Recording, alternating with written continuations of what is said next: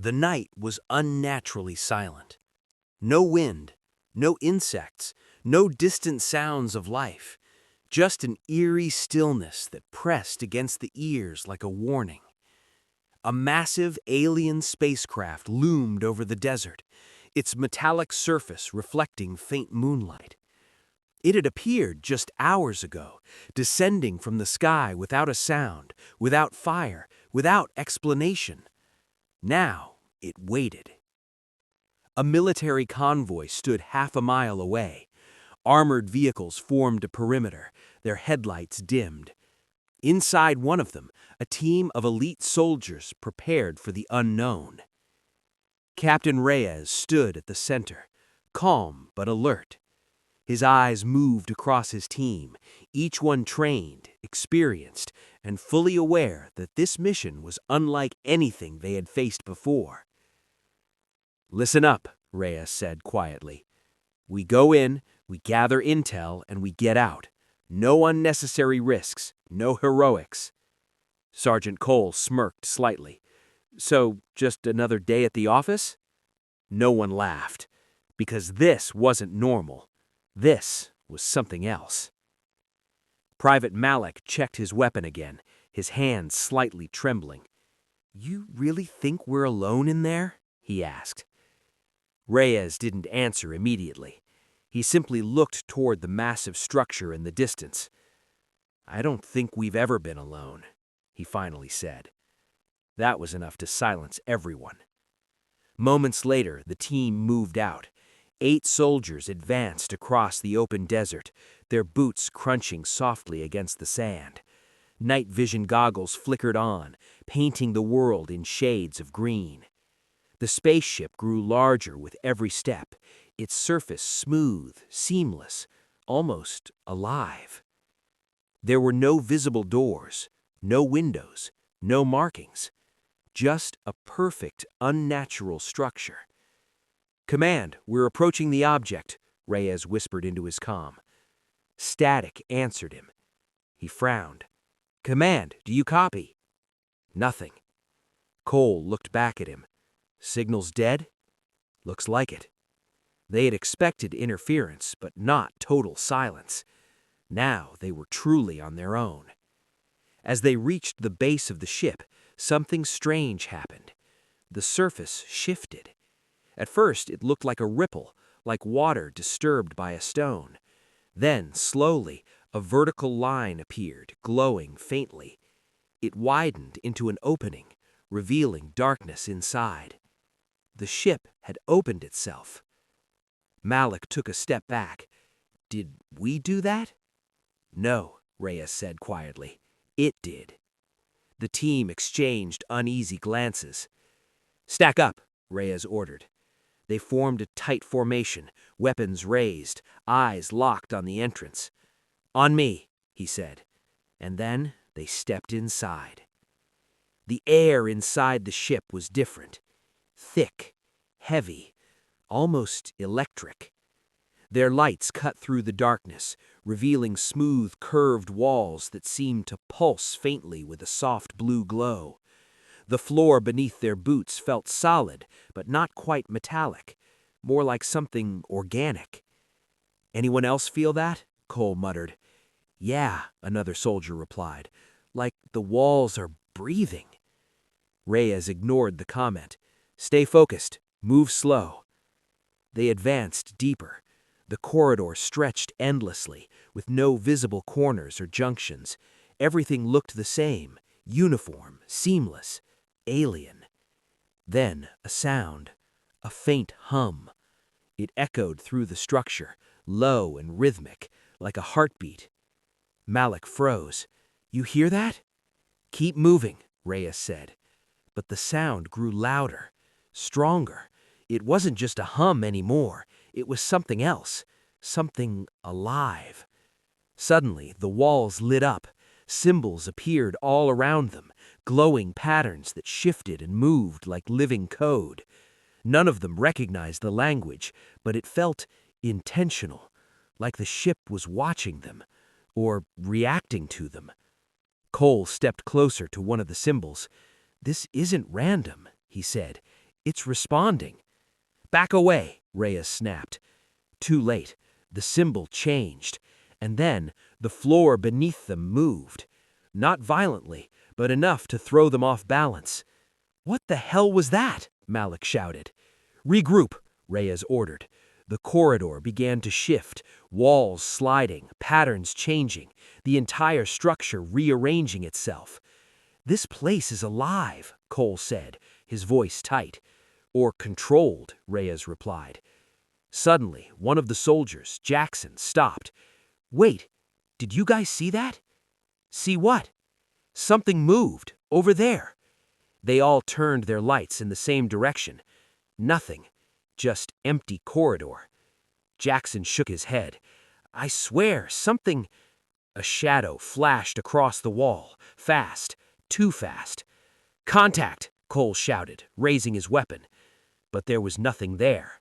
No target, no movement, just silence. The hum grew louder, closer.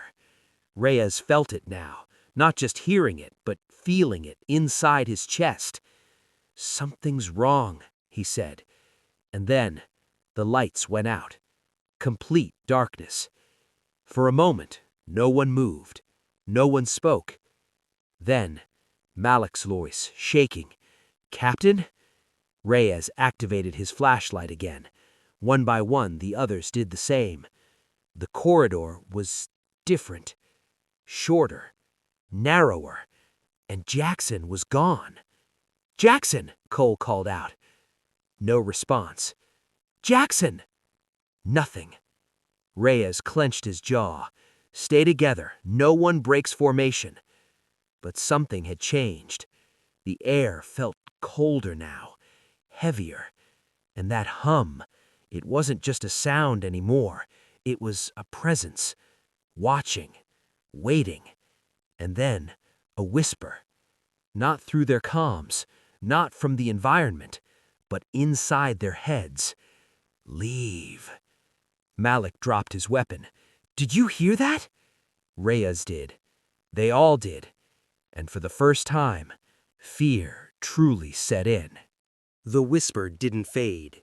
It lingered, echoing inside their minds like something crawling through their thoughts. Leave. Captain Reyes tightened his grip on his weapon. His instincts screamed at him to pull his team out immediately.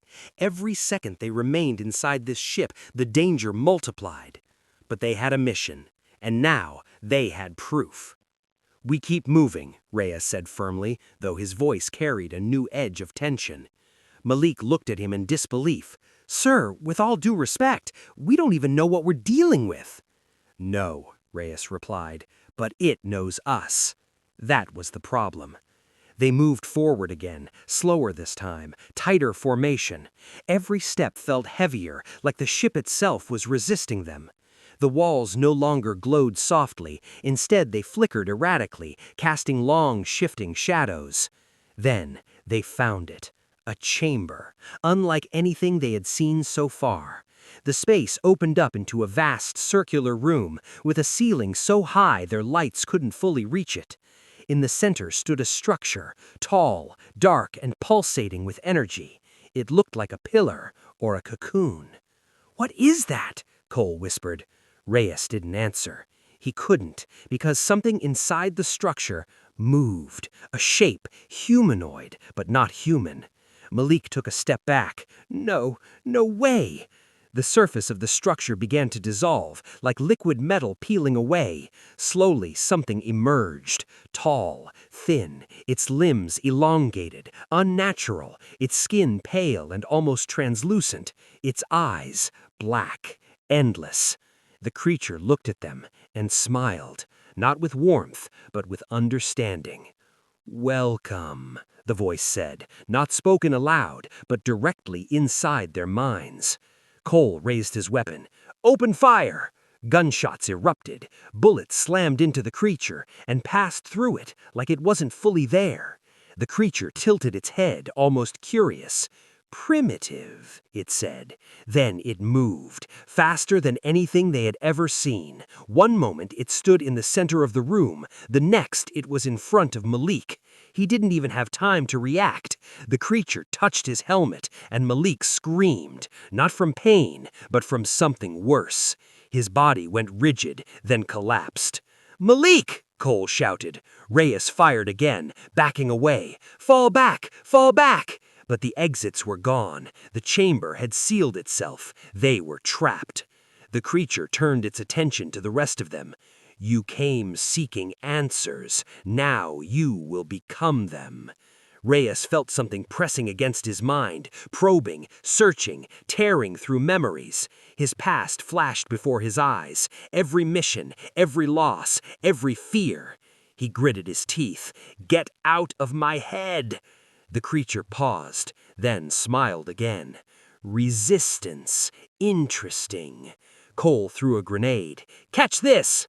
The explosion filled the chamber with fire and smoke. For a moment, silence. Then, the creature stepped out of the flames, unharmed, unchanged. Hopelessness began to set in. "This isn't a fight we can win," Cole said, his voice breaking.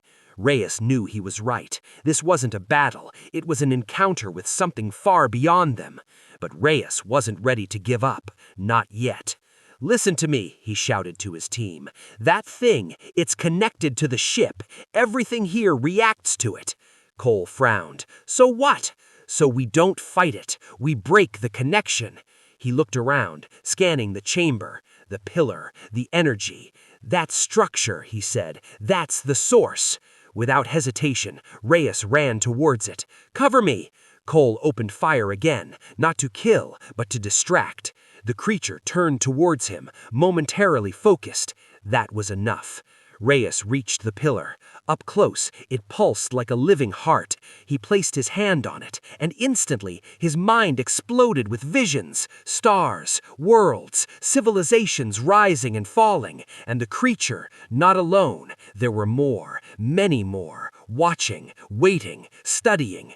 Humanity was not the first, and it would not be the last.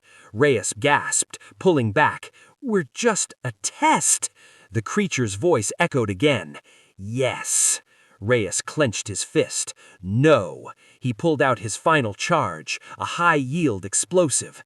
"Sir," Cole shouted, "if you do that—" "We're not leaving this ship," Reyes said quietly. He looked at his team, at what remained of them.